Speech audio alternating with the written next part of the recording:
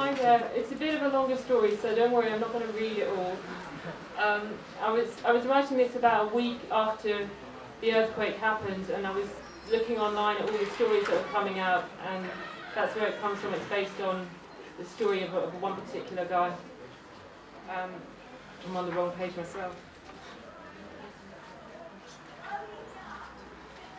Catching the tap-tap to Quai de Jacmel. Lucien pulls at bits of broken wood, hoping to hear the hard rattle of plastic. He found a soft drink here before, and some chocolate. But that was a long time ago now. 2, 3 days.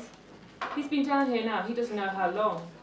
How do you tell when there's no light and your phone battery is flat?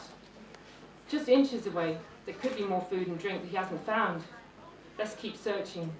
No use being all skin and bone when they finally pull him out of here. He hears a tapping from off to his left.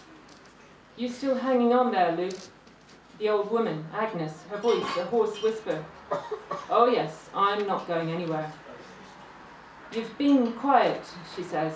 They've all been quiet a while. The first day, Agnes told him she could hear 5 or 6 people tapping. They're resting, Lucien says, keeping their strength up for when we get out of here. He knows he can't reach the old lady, but to cheer her up, he adds, if I find more bonbons, Agnes, I'll split them with you, I promise. I'll hold you to that, she says, and he knows he's made her smile. When Lucien told Mama he was going to the city, she cussed him for 2 days solid. She barely spoke to him the day before he left. But the next day, she got up before dawn, made him breakfast, and sat and watched him eat it. She even walked to town with him, which surprised him. The only time she ever left the house that early was to tend to her animals. He was sorry to drag her uptown so early, but he had to be there in good time in case the tap-tap went. If enough people wanted to leave, the bus would be gone by 7:30. If not, the driver would sit in the minibus smoking cigarettes until he'd sold all the seats he needed to cover his petrol, then take to the road in the hope of adding enough passengers along the way to take him into profit. He was lucky. The tap-tap was nearly full when he got there. Only after he paid and took his seat did Mama reach in through the opening to take his hand and say, I'm worried you'll be lost to us, Luke. I never once heard from your papa after he left for Cité Soleil. I'm not like Papa. You won't get shut of me that easy. He leaned out of the window, kissed her, and handed her his mobile phone. Listen, Mama, I'm going to need a new phone. Take this and I'll call you tonight, okay? She smiled as the brightly coloured bus moved away. The tap-tap climbed noisily up the steep hill that overlooked the quay, and Lucien felt dizzy when he glanced down a few minutes later. The small crowd gathered at the bus stop had mostly scattered, but Mama was still there. He could see her bright pink dress, the pink scarf she was waving. He almost told the driver to stop then, and got out and went back.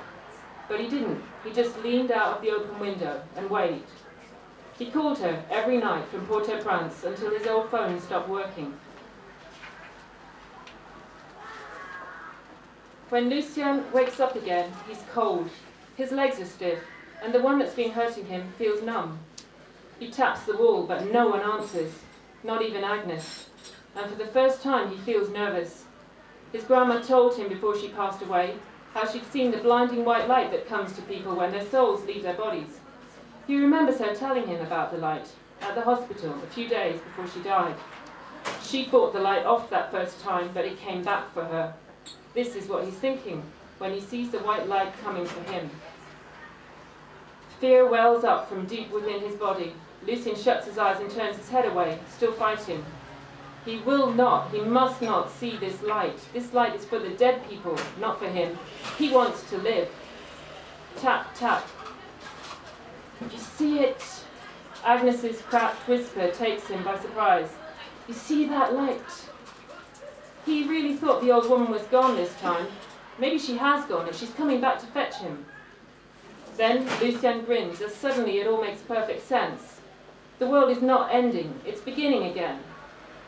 Do I see the light? Yes, I see it, and it's beautiful.